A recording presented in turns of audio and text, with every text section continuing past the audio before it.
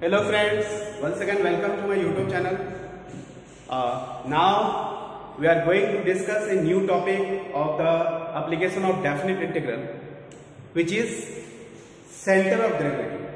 The another name of center of gravity is centroid. First of all, we have to know what is center of gravity and what is the meaning of centroid.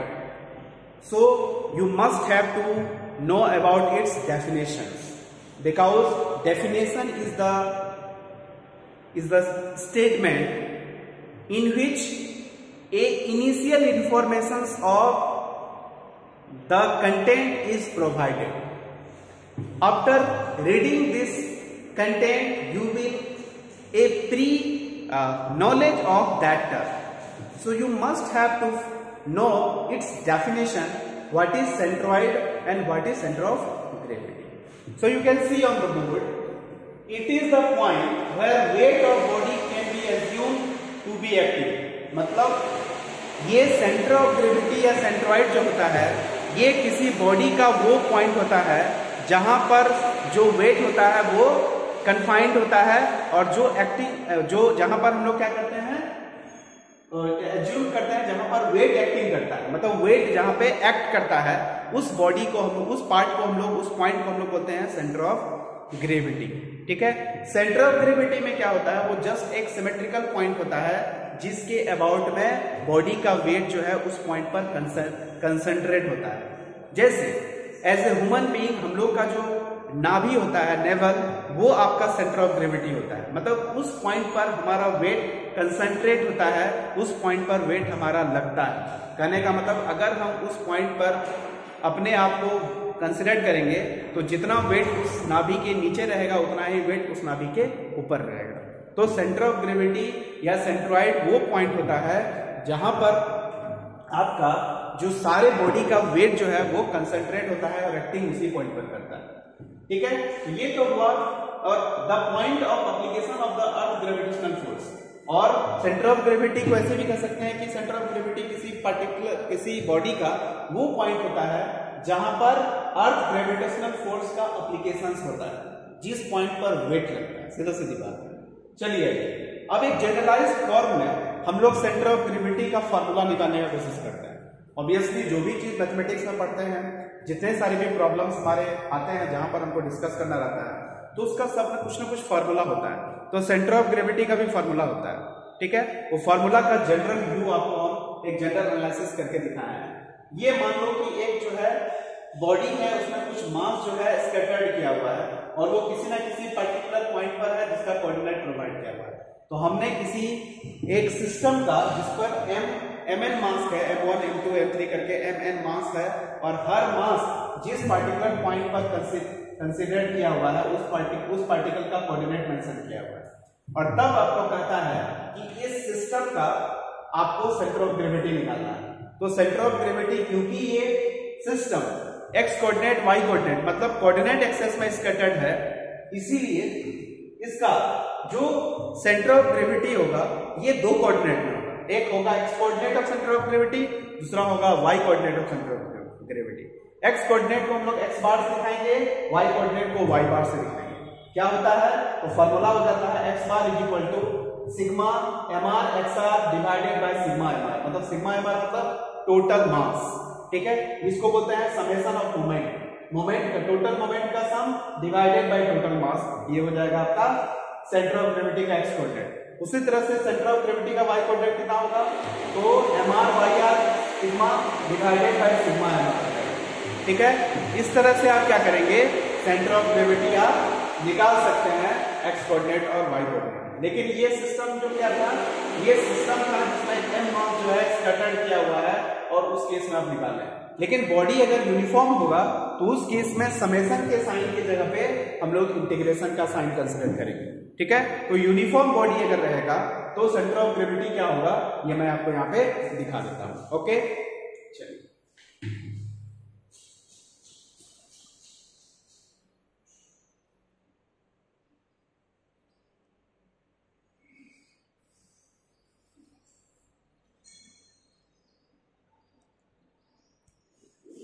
Hello friends, अगर आपका body जो है uniform है, ठीक है।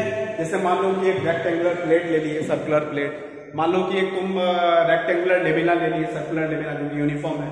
तो वैसे cases में अगर आपको उसका सेंटर ऑफ ग्रेविटी निकालना है तो उस केस में आपको क्या कंसीडर करना पड़ेगा, उसका एक स्मॉल एलिमेंट चूज करना पड़ेगा जिसका मास डेलम हो जाए, और उस एलिमेंट का एक्स और वाई कोऑर्डिनेट के रिस्पेक्ट में कोऑर्डिनेट पता कर लो। सपोज दैट वो जो पार्टिकुलर पॉइंट है जिसका मास हम डेलम लिए हैं वो एक्स, वाई कोऑर्डिनेट है उसका। तो उस केस में जो सेंटर ऑफ ग्रेविटी हो जाएगा वो हो जाएगा X bar is equal to integration of X DM upon integration of M DM, और ये हो जाएगा Y bar is equal to integration Y DM upon integration of DM. कहने का मतलब ये हुआ कि अगर आपका यूनिफॉर्मली स्कैटर्ड है बॉडी, ठीक है, तो उस केस में आप इंटीग्रेशन का साइन लगाओगे सिग्मा के प्लेस में। लेकिन अगर इंडिविजुअल है डाटा आपका तो उस केस में आप क्या करेंगे, सिग्मा का साइन लगाएंगे। यही है यूनिफॉर्म और नॉन यूनिफॉर्म बॉडी से रिलेटेड क्या मोमेंट ऑफ क्या कहते हैं, सेंटर ऑफ ग्रेविटी का फॉर्मूला। अब हम लोग क्या करते हैं, डायरेक्ट सेंटर ऑफ ग्रेविटी से रिलेटेड कुछ क्वेश्चंस आपके सामने रखते हैं और देखते हैं कि कैसे हम लोग सेंटर ऑफ ग्रेविटी का क्वेश्चंस जो है डील करते हैं। ठीक है, तो थ्योरी तो आपको ऑलमोस्ट क्लियर हो ही गया होगा। ठीक है, चलिए आते हैं क्वेश्चन वाले पार्ट को।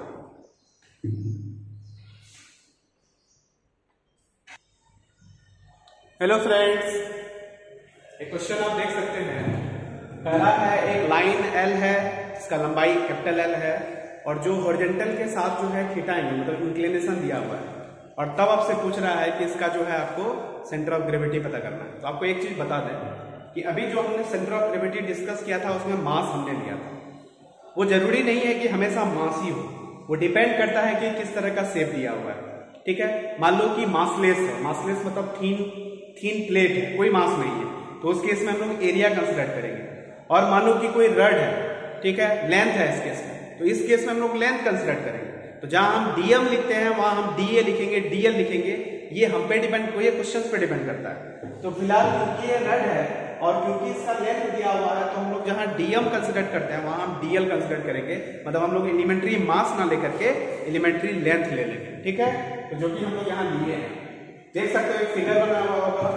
ओपी एक फिगर, ओपी एक लेंथ है जिसका लेंथ एल है, इसमें हम लोग एलिमेंट्री एक ले लिए डीएल, यहाँ से यहाँ तक डीएस, ये डी वाई, ये थीटा एंगल बनाया। ये मान लो फिलहाल ओ से एम तक का डिस्टेंस ए है और एम से बी तक का बी है, इतना सारा चीज कंसिडर कर लीजिए। ठीक है, अब यहाँ देखिए ओपी जो है एल हो गया और पीओएम देख सकते हो यहाँ पे पीओएम, ये आपका थीटा हो गया, एंगल थीटा देख सकते हैं, और यही है आपका ए और यही है आपका बी। ठीक है, उसका क्या किया हम लोग एक एलिमेंट्री लेंथ कंसिडर कर लिया, इसका लेंथ डीएल है ऑन ओपी पर। तो देख सकते हैं dx, ये छोटा सा dx हो जाएगा, ये छोटा सा dy हो जाएगा, तो del x square plus del y का square equal to del l का स्क्वायर। तो यहाँ से del l निकल गया 1 प्लस dy बाय dx का होल स्क्वायर का स्क्वायर रूट इनटू dx हो जाएगा। चलिए, इस लाइन का स्लोप जो है tan theta, slope of line tan theta है, और tan थीटा को हम लोग लिख सकते हैं dy बाय dx, क्योंकि ये भी तो यहाँ थीटा ही जनरेट हो रहा है। ठीक है, परस्पर देखो, तो ये d tan थीटा बराबर dy बाय dx यहाँ लिख सकते हैं, और dy बाय dx को ही हम लोग लिख सकते हैं b अपॉन a। इसका मतलब जहां dy बाय dx है उसके जगह लिख सकते हैं b अपॉन a, आप देख सकते हैं। उसके बाद आप देखिए यहां से y is equal to x tan theta, तो y को हम लिख सकते हैं x dy, हम चाहे तो यहां से चेंज कर सकते हैं। चलिए अब हम लोग आते हैं सेंटर ऑफ ग्रेविटी का x कोऑर्डिनेट, मतलब x bar is equal to क्या हो जाएगा, तो x dl है तो लिमिट कहां से कहां तक 0 से l, और यहाँ dl तो लिमिट 0 टू l। मैंने कहा था कि जहां मास कंसिडर करना रहेगा वहां dm लिखेंगे, जहां लेंथ कंसिडर करना रहेगा वहां dl लिखेंगे, और जहां एरिया कंसिडर करना रहेगा वहां da लिखेंगे। आगे चल के एरिया से रिलेटेड क्वेश्चन आएगा। तो dy बाय dx की जगह में हम लिख सकते हैं b बाय a, तो यहाँ हो गया b बाय a, तो b square by a square, और जैसे ही हम ऑपरेट करेंगे तो a square plus b square का स्क्वायर रूट जो होता है l हो जाता है, तो l अपॉन a ये आ जाएगा, और x का integration x square by 2 but limit 0 to a, तो a स्क्वायर बाय 2, तो a कैंसिल l कैंसिल, तो हो जाएगा a बाय 2, और a को ही हम लोग लिख सकते हैं l cos थीटा, तो अल्टीमेटली जो x बार हो गया वो l cos थीटा बाय 2 हो गया। सिमिलरली अगर हम y कोऑर्डिनेट निकालते हैं on the following the same process we will get b by 2, and what is the b by 2, तो l sin थीटा बाय 2। तो इस तरह से हम लोग सेंटर ऑफ ग्रेविटी का कोई एक लाइन एल है जो कि थीटा एंगल बना रहा है हॉरिजॉन्टल के साथ, तो उसका सेंटर ऑफ ग्रेविटी का एक्स कोऑर्डिनेट और वाई कोऑर्डिनेट हमको इस तरह से मिल जाता है। ठीक है, ये एक सवाल है, अच्छा क्वेश्चन सही है। अब देखते हैं नया क्वेश्चन।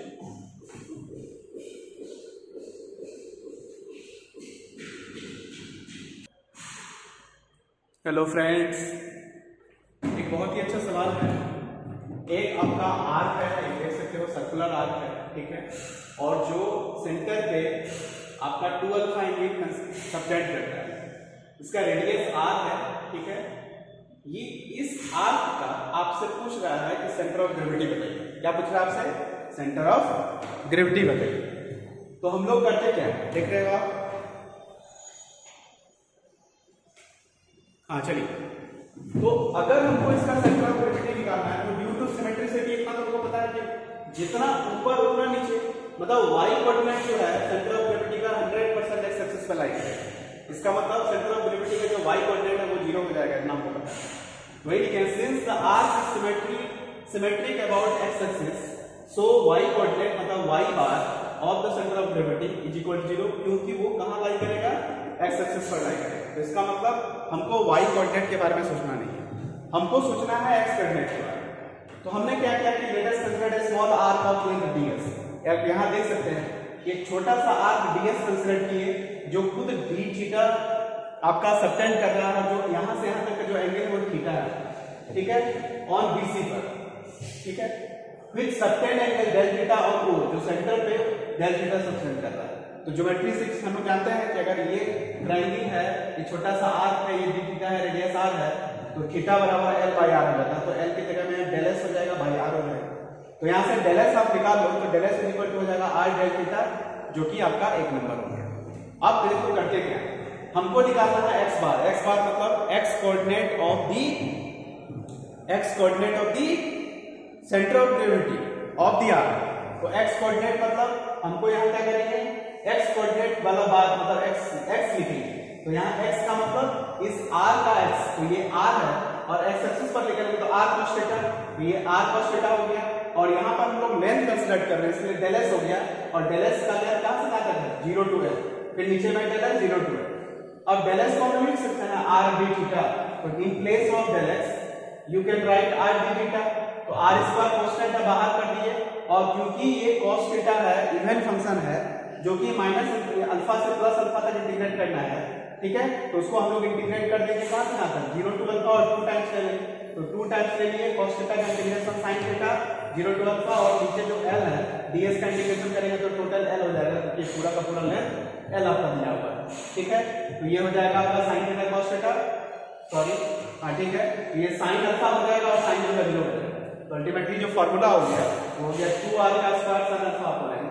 यही है आपका इस सर्कुलर आर्क का जिसका रेडियस r है, जो 2 अल्फा एंगल सबटेंड कर रहा है सेंटर पे, उसका सेंटर ऑफ ग्रेविटी। तो सेंटर ऑफ ग्रेविटी में y कोऑर्डिनेट आपका क्या हो गया? 0, बट x कोऑर्डिनेट आपका हो गया।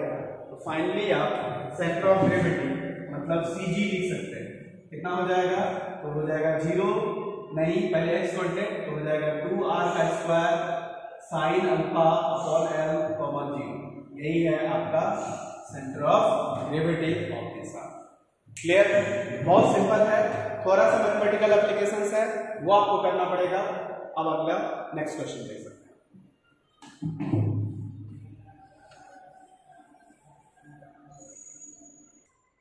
हेलो फ्रेंड्स, एक बहुत ही अच्छा सवाल है। कह रहा है कि कोई रेक्टेंगुलर लेमिना है जिसका लेंथ आपको दिया हुआ है, बेस दिया हुआ है b और हाइट है d। तो कहता है कि इस रेक्टेंगुलर एरिया का आपको सेंटर ऑफ ग्रेविटी निकालना है, ठीक है। कुछ नहीं करेंगे, करते क्या है, 2 फिगर बना, देख सकते हैं दोनों फिगर, एक फिगर, दोनों फिगर सेम ही है, ये बेस है, ये हाइट है, ये बेस है, ये हाइट है। एक स्ट्रिप जब हम एक्स एक्सिस के वर्ड में कंसीडर करेंगे, एक स्ट्रिप वर्टिकल ले लेते हैं जिसका लेंथ है dx, और जो कि ऑरिजिन से मतलब इस लाइन से x डिस्टेंस है।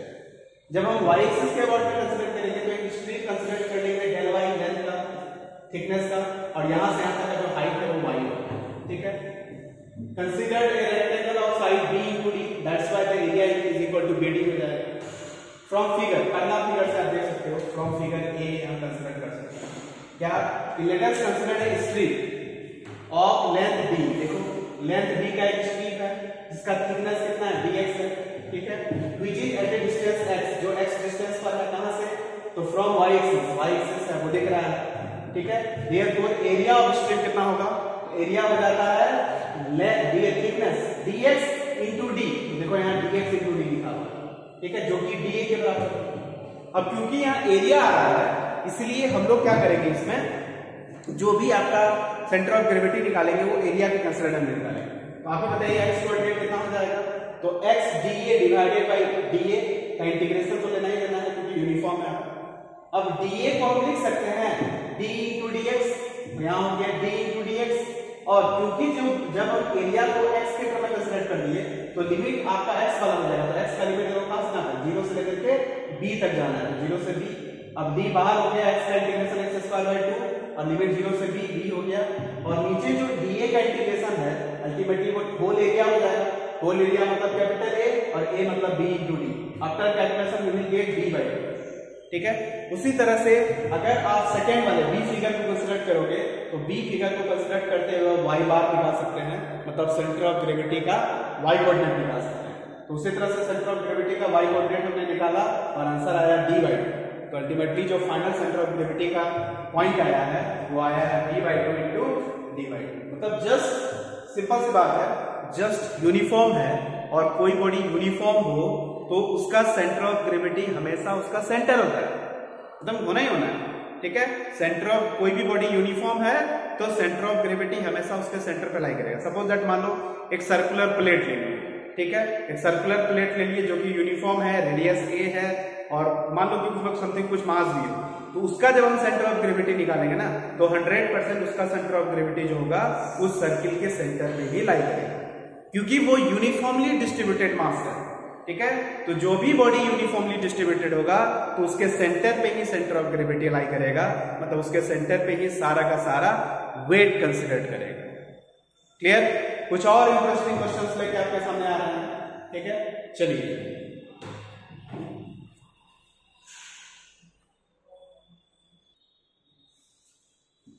हेलो स्टूडेंट्स, एक बहुत अच्छा क्वेश्चन है सेंटर ऑफ ग्रेविटी का।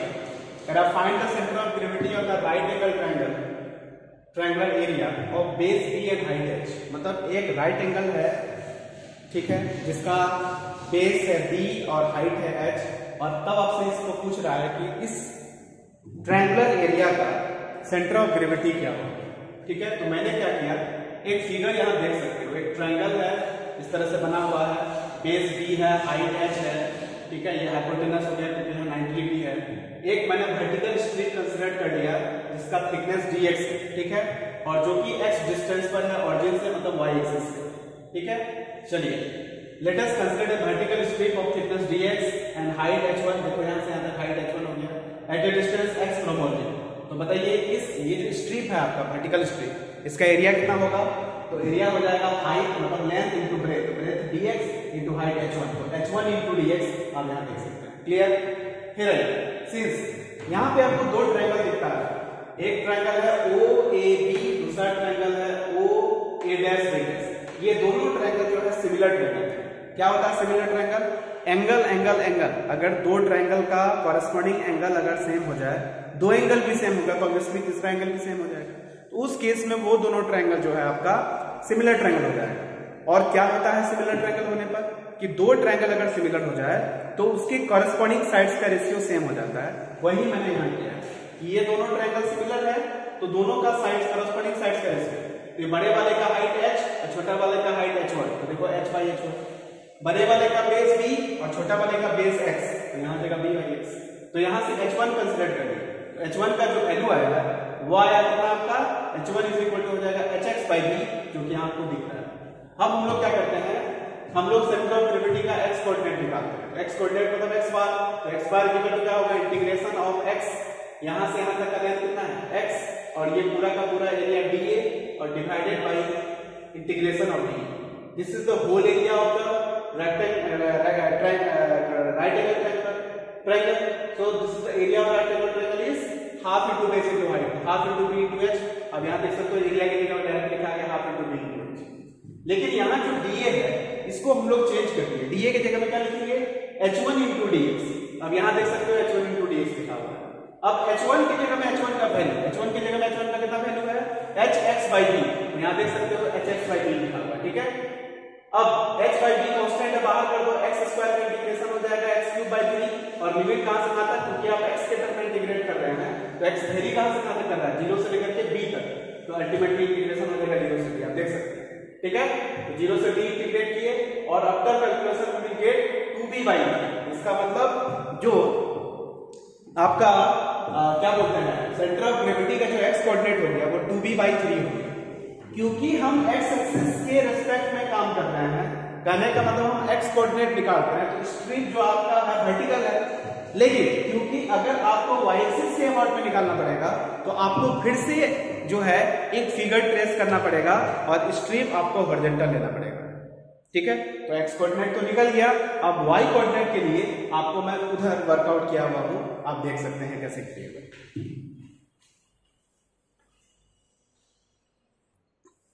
हाँ, you can see here y coordinate के लिए हमने एक स्ट्रिप कंसीडर किया किधर हॉरिजॉन्टल, और ये जो है यहां से मतलब ऑरिजिन से कहिए या फिर y एक्सिस से कहिए कि y डिस्टेंस पे है और इसका थिकनेस dy है, और यहां से यहां तक जो लेंथ है इस स्ट्रिप का ये हो गया h2। तो एरिया ऑफ स्ट्रिप कितना हो गया dA, और dA बराबर कितना हो गया लेंथ इनटू ब्रेड मतलब h2 इनटू डेल्टा, ठीक है। अब फिर यहां ये दो ट्रायंगल आपको दिख रहा है, एक ट्रायंगल आपको OAB और एक ट्रायंगल आपको दिख रहा है OAB, मतलब एक हो गया CDB।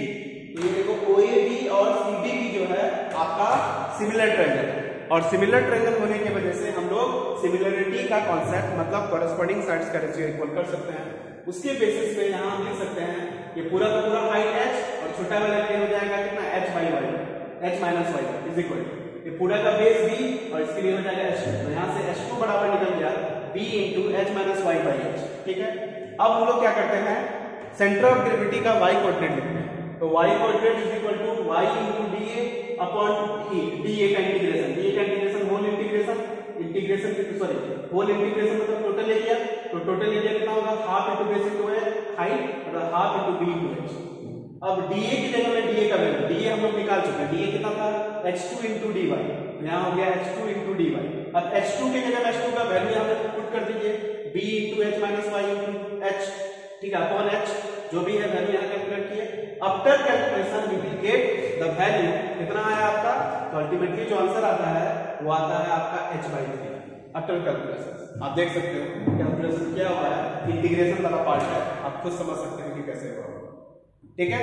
इस तरह से एक ट्रायंगुलर एरिया जिसका बेस b था हाइट s था, हमने क्या किया उसका सेंटर ऑफ ग्रेविटी निकाला, ठीक है। आपको अगर पता हो गया कि सेंटर ऑफ ग्रेविटी कैसे निकालते हैं तो हमको लगता है कि किसी भी तरह का अगर आपको फिगर प्रोवाइड कर देगा आप उसका आराम से सेंटर ऑफ ग्रेविटी निकाल सकते हैं, ठीक है। तो वन मोर क्वेश्चन, एक क्वेश्चन और देखते हैं और फिर ये सेशन क्लोज करते हैं।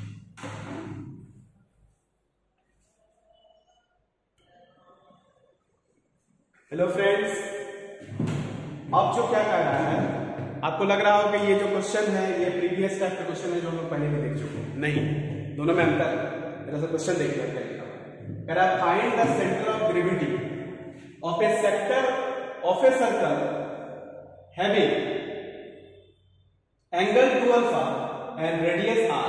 मतलब इस बार जो है ये सेक्टर है, पिछले बार क्या था कि एक आपको सर्कुलर आर्क दिया हुआ था, पिछले बार सर्कुलर आर्क था मतलब हमने सिर्फ आर्क कंसिडर किया, ठीक है, एरिया कंसिडर नहीं किया था, उस केस में लेंथ कंसिडर किया था।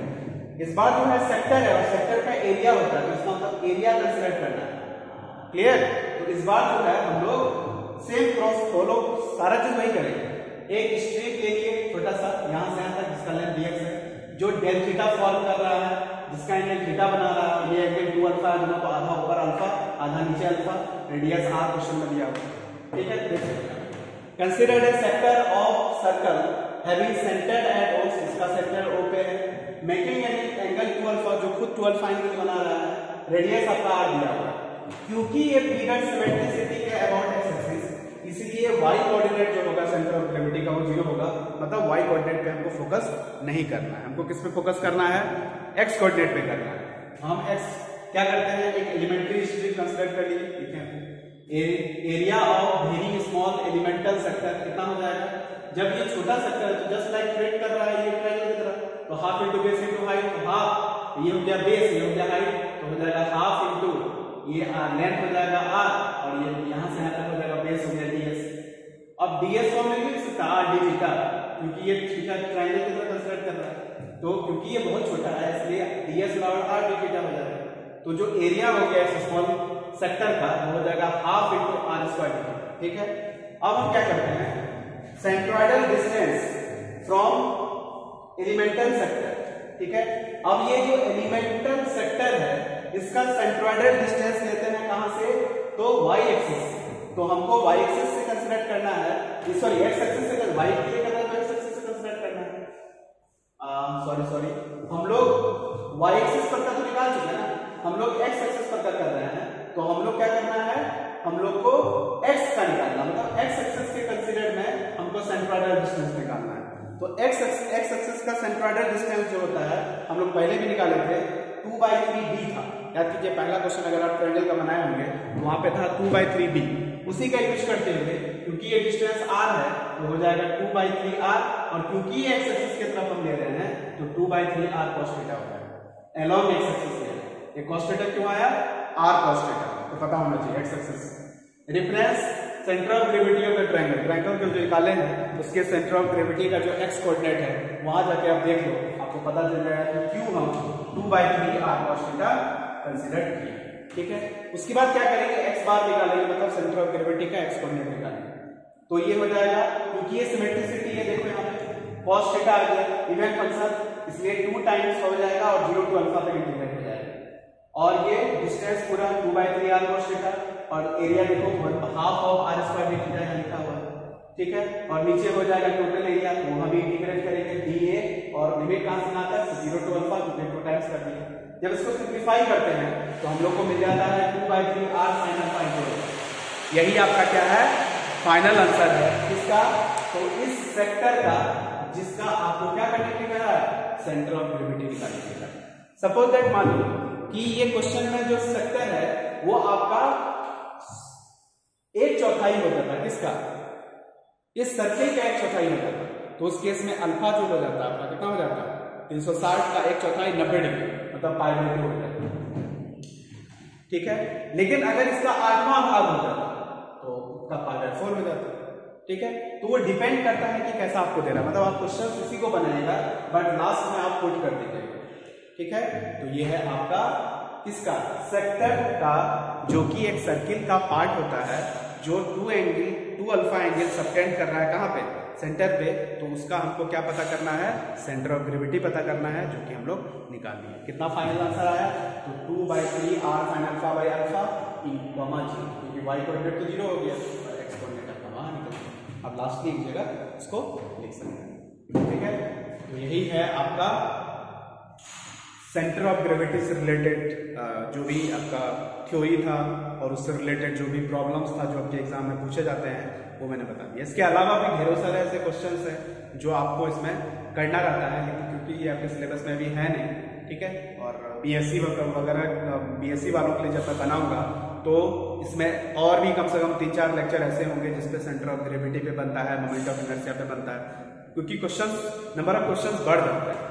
लेकिन अभी डिप्लोमा के लिए अभी मैं पढ़ा रहा हूं तो उसमें मुझको लगता है कि इससे ज्यादा आपको बनाने की जरूरत नहीं है। These are the sufficient questions, और इसी तरह का क्वेश्चंस और ऐसे ही क्वेश्चंस वो आपके एग्जाम में पूछे जाते हैं, ठीक है। So thank you so much for listening me and watching me this video, okay.